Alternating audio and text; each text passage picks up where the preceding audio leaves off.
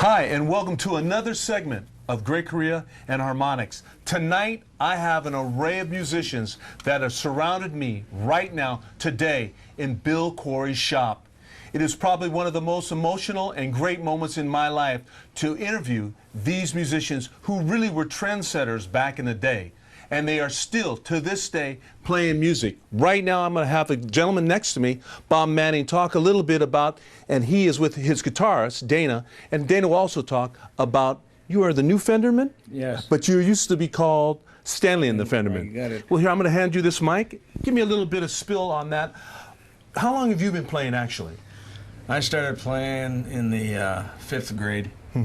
I used to play trumpet, but then I ended up getting cancer in my lips, and so then I picked up the drums when the music director called, and they said the drummer was sick for a for the grammar school, and he showed me how to pick up the sticks and play, and then from there it just took off. I loved the drums after that. You know, you guys were in a very great young group back in the 60s. It was Stanley and the Fendermen. Yes. And you guys, tell me a little bit about that. What actually made you get into that? Well, actually, Dana started the whole band, so when you get over to him, he can explain how the whole band started. We're going to get over to Dana in a little bit. So you were the original, are you the original drummer? No, they had Ralph Medina. Ralph Medina was the original drummer, and the guys heard me play and they wanted me, so that's how we got in. That's how I got in.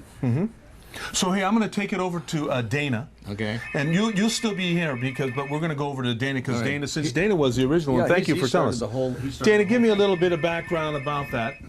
Well, actually, how it generated actually is kind of a blessing in disguise, because I used to play with some guys that were 3 years older than me. Dennis DeLocco was playing. I got Dennis DeLocco. I met him at the Castro Valley Community Center, and we started playing together. And then I got him into this band. In fact, I can't even remember the name of these guys, but we just were playing for parties and things of this kind. And then they decided they wanted to keep Dennis and exit me for some reason. I don't know what the whole thing was. So I sat around for a couple of months and finally got ticked off. And I said, you know what, I'm going to start my own band. So then I met Ralph Medina at school. I'm sorry, Ron Stearns was the original keyboard.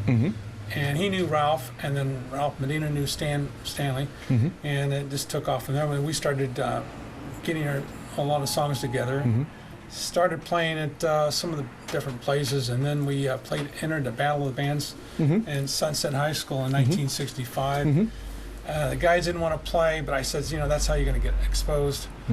We won first place in that, and then it just took off. And at the same time, how we got Bob in it is I used to play with him in another band called Alan and the Flames out of Oakland, and I loved the way Bob played. I loved Ralph too, but he just seemed to be more of a fit for the band. So then when Ralph had to go away for a couple of weeks on vacation, I got Bob in there. And Bob's still with us. And then they said, we got to have this guy. And then from then on, we just started playing for Bill at Roll Arena, at the Leamington Hotel, and Longshoremen's Hall in San Francisco, just everywhere. You know, you mentioned Bill Quarry, and that is one of the reasons why we're all here today. Absolutely.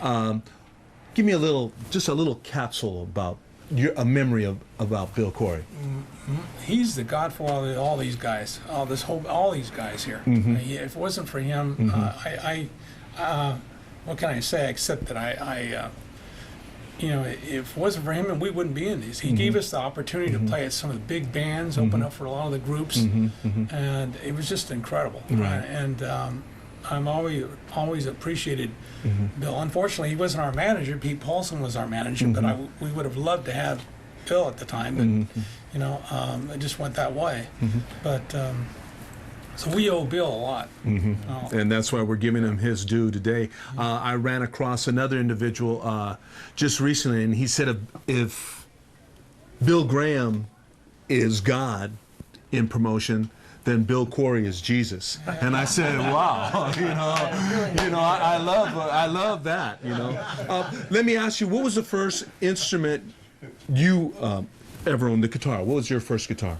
Well, what happened was there was a next door neighbor guy had an old acoustic guitar. I was only 7 years old, but I couldn't get my arm around it. But I used to sit there and watch him play, and I just kept playing it. And then my mom bought me a plastic ukulele, and I used to strum. I didn't know what I was doing, but I just strummed with it for a couple hours on it. I mean, my mom thought kind of something wrong with me. You hang around with this all the time. And then at the age of, we were in Los Angeles. We moved up here in 1955. My dad bought me a Les Paul Jr. from Music Unlimited right up the street up here. I can understand. And that's when I first started guitar lessons right there with Joe Brule. And then from then on, I had a Starfire, a Guild Starfire. Then went with a Fender Jaguar, and that's what we used in the Finneman. And then of course some of us got drafted. Yes. Came back, and then the band broke up in actually the band started. Some of the guys were getting drafted, and then so we kind of merged the group with Mark and the Uptowners, and it became Mark and Stanley and the Finneman from then on. And then of course I went in service in 1967, and then Bob came back from the reserves, and that's how it all came back. Now you guys are playing again. Yeah. And you guys are called the New Finneman? The New Finneman, yeah. We played it, right now what we've done is we were restructuring a lot of the band. We were playing here the last couple of years at Pleasant Hotel. Okay. A few of the wineries out in Livermore, just the different places all in the Bay Area here. And it's just been wonderful. I mean, to me, it's just like, and it has kept me young. Thank you. Thank you. That's what it does. It keeps everybody young. We're going to do a little bit of shuffling right now. I'm going to bring Misanthropes up, and I'm going to have these two gentlemen take a seat in back of us because it seems to be like a fraternity here today. So if you just give us a little time, we're going to bring up the Misanthropes, and we'll be right back.